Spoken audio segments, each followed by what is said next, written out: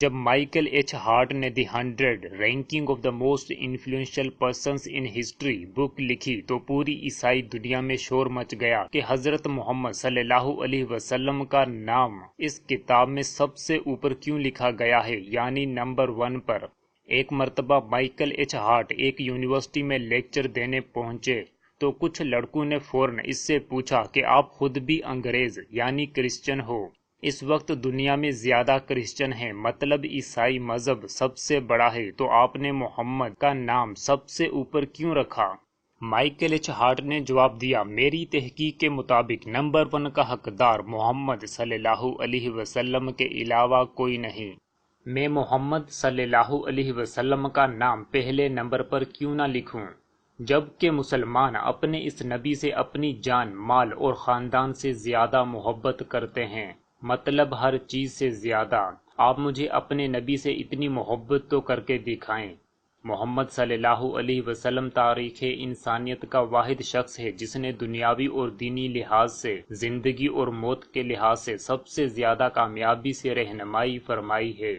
Michael H. Hart says about Prophet Muhammad, peace be upon him, "My choice of Muhammad to lead the list of the world's most influential persons may surprise some readers and may be questioned by others, but he was the only man in history who was supremely successful on both the religious and secular level." اگر ہم اس کتاب میں دیے گئے top 5 most influencers کی بات کریں تو پہلے نمبر پر ہے ہمارے پیارے نبی صلی اللہ علیہ وسلم کا نام، پیغمبر اسلام، اللہ تعالیٰ کے نبی، آخری رسول، خاتم النبیین، سید المرسلین، سرکار دو جہاں، سردار دو جہاں، آقائے دو جہاں، اللہ کے محبوب، رحمت للعالمین، رسول اللہ، امام الانبیاء۔ یہاں پر آپ صلی اللہ علیہ وسلم کو کئی سارے خطابات سے نوازا گیا ہے، جیسا کہ prophet of God, the last messenger, social reformer, diplomat, merchant, philosopher, orator, legislator, military leader, humanitarian اور فلینتھروپسٹ۔ مطلب اللہ کا نبی، آخری پیغمبر، اصلاح پسند، زمانہ شناس، واپاری، گیانی، ترجمان، قانون ساز، سپہ سالار، انسان دوست، ایثار پسند۔ دوسرے نمبر پر ہیں آئیزیک نیوٹن۔ یہ بہت بڑے سائنٹسٹ ہیں مگر ان کی زندگی سے جینا نہیں سیکھا جا سکتا۔ تیسرے نمبر پر ہیں جیزس کرسٹ، مطلب حضرت عیسیٰ علیہ السلام۔ جیسا کہ آپ کو پتہ ہے کہ جیزس کرسٹ کو جوانی میں ہی قتل کر دیا گیا تھا۔ حضرت عیسیٰ علیہ السلام نے اس وقت تک شادی بھی نہیں کی تھی۔ عبادت اور چرچ کو عیسیٰ علیہ السلام کی وفات کے 300 سال بعد ان کے جانشین لوگوں نے شروع کیا تھا۔ انجیل یعنی بائبل کے اصل نسخے آج تک نہیں مل سکے، جبکہ ان کے جانشینوں کی لکھی ہوئی کتابوں کو بائبل مانا جاتا ہے۔ چوتھے نمبر پر ہیں گوتما بدھا۔ گوتم بدھ کو تمام عظیم ترین شخصیات میں چوتھے نمبر پر مانا جاتا ہے، جیسا کہ آپ کو پتہ ہے کہ گوتم بدھ ایک بادشاہ کے اکلوتے بیٹے تھے۔ بدھ بادشاہت کو چھوڑ کر سنیاسی بن گئے تھے۔ سنیاسی اس شخص کو کہا جاتا ہے جو بیوی بچوں سے دور گھر بار چھوڑ کر صرف دینی اور روحانی کام کرے۔ گوتم بدھ کو ایک مہان شخص تو مانا جا سکتا ہے مگر دنیاوی لحاظ سے اس کی عملی زندگی سے سیکھا نہیں جا سکتا۔ پانچویں نمبر پر ہیں کنفیوشس۔ یہ چائنا کے بہت پرانے فلاسفر ہیں، آج اس کی تعلیمات اپنی اصلی حالت میں موجود نہیں۔ چھٹے نمبر پر ویسے تو پال کا نام آتا ہے مگر ہم یہودیوں کے بارے میں بات کریں گے۔ موزز یعنی حضرت موسیٰ علیہ السلام اللہ تعالیٰ کے ایک بہت برگزیدہ پیغمبر گزرے ہیں۔ کافی ریسرچز کے بعد پتہ چلا ہے کہ کوہ طور پہاڑ کس ملک میں ہے، 12 چشمے کہاں سے بہے تھے، حضرت موسیٰ علیہ السلام کہاں کہاں سے گزرے تھے، جبکہ جس زبان میں تورات نازل ہوئی تھی وہ زبان بھی تقریباً ختم ہو چکی تھی۔ اس زبان کو اس وقت یہودی لوگوں نے ری ڈیزائن کیا ہے، تورات کے نسخے خود سے لکھے ہیں۔ اب اگر میں آپ سے پوچھوں کہ اطاعت کے قابل کون، جس کی زندگی پر عمل کر کے دنیا و آخرت میں کامیابی حاصل کی جا سکتی ہے، تو پیغمبر اسلام رحمت للعالمین رسول اللہ صلی اللہ علیہ وسلم کے علاوہ کوئی نہیں۔ اس لسٹ میں نیوٹن سائنٹسٹ ہیں، جیزس کرسٹ اور بدھا اسپریچول لیڈر ہیں، جبکہ دوسرے لوگ بھی کسی ایک شعبے سے تعلق رکھتے ہیں، صرف محمد الرسول اللہ صلی اللہ علیہ وسلم ایک واحد ایسی شخصیت ہیں جس کو اس کتاب میں سیکولر، سوشل اور اسپریچول لیڈر مانا گیا ہے۔ مائیکل ایچ ہارٹ نے بالکل سچ کہا، تاریخ انسانیت کی سب سے عظیم شخصیت آپ صلی اللہ علیہ وسلم کی ذات مبارک ہے۔ نمبر 1، آپ صلی اللہ علیہ وسلم کا لایا ہوا دین کامل اور مکمل ہے۔ دین اسلام قیامت تک آنے والے ہر انسان کی ذمہ داری خود پر لیتا ہے۔ نمبر 2، دین اسلام پرانے تمام مذاہب کو اپنے اندر سموئے ہوئے ہے۔ نمبر 3، مسلمان آپ صلی اللہ علیہ وسلم کی شخصیت سے خود سے زیادہ محبت کرتے ہیں۔ نمبر 4، 1400 سال گزر جانے کے باوجود پوری دنیا کا کوئی بھی شخص ایسی کتاب نہیں لکھ سکا جس پر عالم انسانیت عمل کرے اور فلاح پا جائے، جبکہ یہ چیلنج قرآن میں خود بھی موجود ہے کہ سب جن اور انسان مل کر بھی قرآن کی ایک آیت جیسی کوئی چیز نہیں بنا سکتے، دم ہے تو بنا کر لے آؤ۔ یہ قرآن کا چیلنج ہے۔ پرانی تمام کتابیں اپنی اصلی حالت میں موجود نہیں سوائے قرآن کریم کے۔ اس بات کا اعتراف بہت سارے عیسائی، یہودی، بدھ مت اور ہندو مت کے اسکالرز بھی کر چکے ہیں۔ قرآن مجید اللہ تعالیٰ کی آخری کتاب ہے جو رسول اللہ صلی اللہ علیہ وسلم پر نازل کی گئی اور قیامت تک آنے والے لوگوں کے لیے ہدایت اور رہنمائی ہے۔ قرآن پاک دنیا کی سب سے زیادہ پڑھی اور یاد کی جانے والی کتاب بھی ہے۔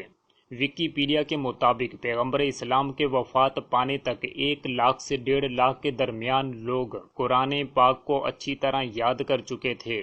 یہی بات قرآن پاک کے کبھی نہ تبدیل ہونے اور ہمیشہ محفوظ رہنے کے لیے کافی ہے۔ اسی لیے قرآن پاک کو ویل پریزروڈ بک امنگ آل ریلیجنز کہا جاتا ہے۔ ایک شخص میرے پاس آیا اور کہا، میں سقراط کو مانتا ہوں۔ سقراط ایک عظیم شخص تھا، اس نے زہر کا پیالہ پیا اور رہتی دنیا کے لیے امر ہو گیا۔ وہ شخص بڑے فخر سے یہ سب بتا رہا تھا کہ میرے لیے سقراط بہت اہم ہے۔ میں نے اس شخص سے کہا، چلو ٹھیک ہے، پہلے میں آپ کو سقراط کے بارے میں بتاتا ہوں، اس کے بعد میں آپ کو سقراط سے لاکھوں کروڑوں درجے بلند شخص کے بارے میں بتاؤں گا۔ فیصلہ آپ خود کر لیجئے گا کہ آپ کو کس کی اطاعت کرنی ہے۔ وہ شخص میری بات سننے کے لیے خوش بھی ہوا مگر تھوڑا حیران بھی تھا۔ میں نے کہا، سقراط کی ایک بیوی تھی جو ہمیشہ سقراط سے لڑتی جھگڑتی رہتی تھی۔ اس نے کئی بار سقراط کے سر پر چیزوں کو مارا تھا اور پھینکا تھا۔ تصدیق کے لیے آپ ویکیپیڈیا پر موجود ان امیجز کو دیکھ سکتے ہو۔ سقراط کو اگلی مین کہا جاتا تھا، مطلب گندا آدمی جو صفائی پسند بالکل بھی نہیں تھا۔ سقراط کو پتا تھا کہ اس میں کچھ خوبیوں کی شدید کمی تھی، پھر بھی اس نے کبھی خود کو بدلنے کی کوشش نہ کی۔ کوئی بھی ایسا سورس موجود نہیں جو سقراط کے بارے میں مکمل معلومات فراہم کرے۔ کچھ لوگوں کا یہ بھی دعویٰ ہے کہ سقراط یونانیوں میں پائی جانے والی فرضی کہانیوں سے تعلق رکھتا ہے۔ شاید سقراط نامی شخص اس دنیا میں کبھی پیدا ہی نہ ہوا ہو۔ ابھی کے ابھی اگر میں کسی آدمی سے پوچھوں کہ آپ سقراط کے بارے میں کیا جانتے ہو سکتا ہے شاید وہ یہ جواب دے، سقراط ایک یونانی فلسفر تھا، وہ اپنے اصولوں کی خاطر زہر کا پیالہ پی گیا۔ اس بات سے قطعاً یہ واضح نہیں کہ سقراط کی باتیں قابل عمل اور قابل نجات ہیں۔ اب میں آپ کو اس زمین اور کائنات کے سب سے عظیم شخص کے بارے میں بتاتا ہوں۔ حضرت محمد صلی اللہ علیہ وآلہ وسلم کی 11 بیویاں تھیں۔ یہ عورتیں اس دن خود کو خوش نصیب مانتیں جس دن انہیں آپ صلی اللہ علیہ وآلہ وسلم کی خدمت کا موقع مل جاتا۔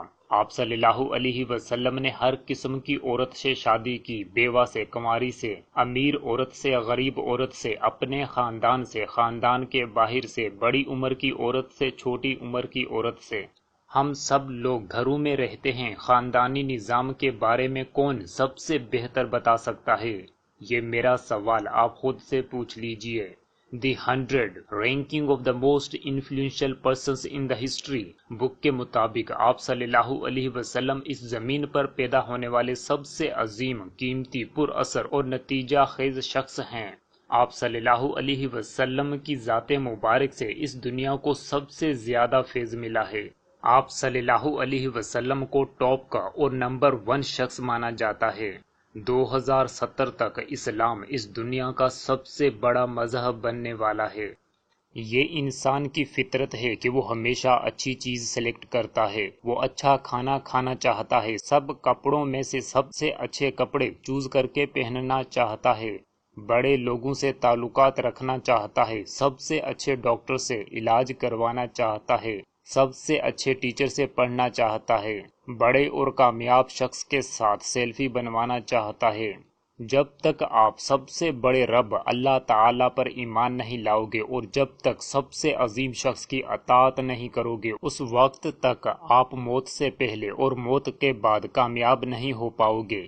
ہمارے دماغ کو کسی بھی کام کو کرنے کے لیے دی بیسٹ اور دی پرفیکٹ ویلیو یا چیز کی ضرورت پڑتی ہے، جس چیز کو سائنٹیفک ٹرم میں آئیڈیل کہا جاتا ہے۔